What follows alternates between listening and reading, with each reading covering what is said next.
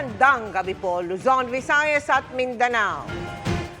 Ipinaaresto na ang negosyanteng si Atong Ang at 17 iba pa kasama ang 10 pulis. Kaugnayan sa 19 na sabongerong hindi na nakita matapos magsabong sa kanyang sabungan sa Laguna. Walang piyansa ang mga kaso nilang kidnapping with homicide at kidnapping and serious illegal detention.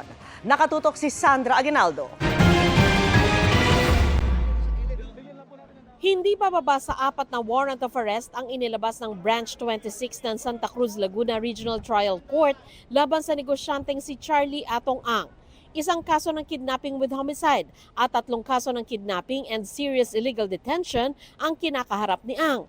Kaugnay ito ng pagkawala ng 19 na sabongero na hindi na nakita matapos magsabong sa arena na pagmamay-ari ni Ang sa Santa Cruz, Laguna. Nakasaad sa mga warrant of arrest na walang bail ang mga kasong ito kaya hindi siya makakapagpiyansa. Sa kasong kidnapping with homicide, may 17 pang akusado na meron na ring warrant of arrest ngayon. Sa 3 magkakahiwalay na kasong kidnapping and serious illegal detention, 5 ang kapwa-akusado ni Ang. Kasama sa kaso ang 10 opisyal ng Philippine National Police, kabilang si Police Lieutenant Colonel Ryan J. Orapa. 9 sa kanila ay nasa restrictive custody ngayon ng PNP. Ayon sa Department of Justice, hinihiling nila sa korte ang paglalabas ng whole departure order laban kay Ang. Nauna nang nagpalabas ng ILBO o Immigration Lookout Bulletin Order ang DOJ para ma-monitor ang posibleng paglabas nito sa bansa. Ayon sa DOJ, walang record ang Bureau of Immigration na lumabas ng bansa si Ang. Sa mga kasong isinampa sa Santa Cruz Laguna RTC, nakasaad na ang mga akusadong pribadong individual at mga police officers ay nagsabwatan umano sa pagtulong sa isa't isa para dukutin, ikulong at patayin ang mga biktima. Matatandaang sa resolusyon ng prosecution panel kaugnay sa missing sabongeros, sinabing na ipakita sa sworn statement ng Patidongan brothers na sina Julie Elaki Matuse na sa pagitan ng April 2021 hanggang January 2022, dinukot ang mga sabongero sa Santa Cruz, Laguna, Lipa City, Batangas, Manila Arena at San Pablo City sa Laguna. Ayon sa resolusyon ng DOJ, inakusahan ang mga nawawala na nandaya sa sabong. May ilang eyewitness accounts daw ng pagtatapon umano sa mga katawan ng sabongeros sa Taal Lake. Wala pa reaksyon ang kampo ni Ang sa ngayon, pero nauna na nilang kinuwestiyon ang resolusyon ng DOJ na nagre-rekomenda ng pagsasampa ng kaso dahil may mga affidavit umano at mga ebidensya mula sa kanila na tila hindi raw nakonsidera ng DOJ. May iba pang mga kaso si Ang sa Branch 29, sa San Pablo City, Laguna RTC, at sa Lipa City, Batangas RTC. Sa kabuuan, 34 ang sinasabing nawawalang mga sabongero mula 2021 hanggang 2022.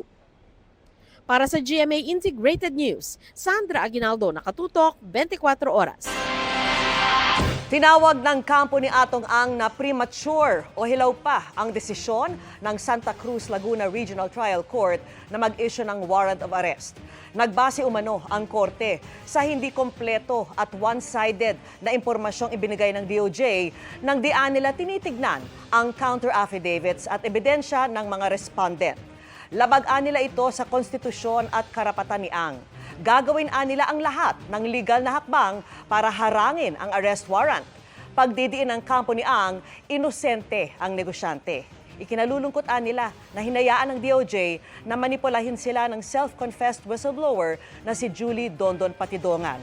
Wala pa nilang pisikal na ebidensyang ipinepresenta at nagbase lang umano sa pahayag ni Patidongan. At kaugnay niyan, ikinasa ng pulisya ang malawakang manhunt operation laban kay Atong Ang. Sinuyod na ang mga ari-arian niya sa Metro Manila, Calabarzon at Palawan para sana silbihan siya ng mga arrest warrant. Nakatutok si Chino Gaston. Kasunod ng inilabas na arrest warrant ng Branch 26 ng Santa Cruz Laguna Regional Trial Court, isang malawakang manhunt operation ang ikinasa ng Philippine National Police para mahanap ang negosyanteng si Charlie Atong Ang. Nahaharap siya at 17 iba pa sa kasong kidnapping with homicide at kidnapping and serious illegal detention kaugnay ng missing sabongeros case. Hinahanap si Ang sa may bahay at properties nito sa Metro Manila, Calabarzon at Palawan. I ask Mr. Atong Ang to peacefully surrender na lang. We have several ongoing ngayon ng manhunt. There are several properties niya po in Metro Manila as well as in Region 4A na ongoing yung ng tauhan namin. Naniniwala ang PNP na nasa bansa pa rin si Ang dahil wala nilang impormasyon ang Bureau of Immigration na nakaalis na ito ng bansa. There are so many properties na tinitingnan natin na pwede niyang pagtaguan. And at the same time naman, with his resources, I know magtatago at magtatago, but gagawin lahat ng kapulisan para hanapin at iserve itong warrant of arrest laban kay Charlie Atong Ang. Unang pinuntahan ng mga pulis ang bahay ni Ang sa Pasig dahil posibleng nasa loob ng mga exclusive at pribadong subdivisions ang ibang property ni Ang, may babala ang PNP.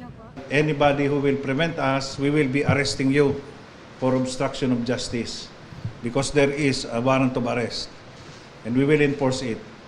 Anybody who is on the way, arrestuhin po namin. Ang paghahanap at pagpapanagot kay Ang hindi ikinagulat ng palasyo. Ang utos ng Pangulo kung ano po nasa batas, ipatupad. Kung nandiyan na po ang warrant of arrest, mas pabilisan po ang pagtatrabaho para po mapanagot ang dapat na mapanagot. Isa raw sa magiging malaking hamon para sa PNP-CIDG sa paghahanap sa negosyanteng si Charlie Atong Ang napakaraming properties nito sa buong bansa na kailangang puntahan para matiyak na hindi ito nagtatago doon. Sa 18 akusado, 10 ay opisyal ng PNP. 9 sa kanila ay dati ng hawak ng PNP at ngayon ay itinurn over na sa PNP-CIDG.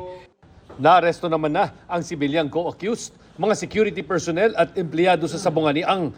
Si Ang na lang ang hinahanap ng mga otoridad. Para sa GMA Integrated News, Chino Gaston Nakatutok, 24 Oras.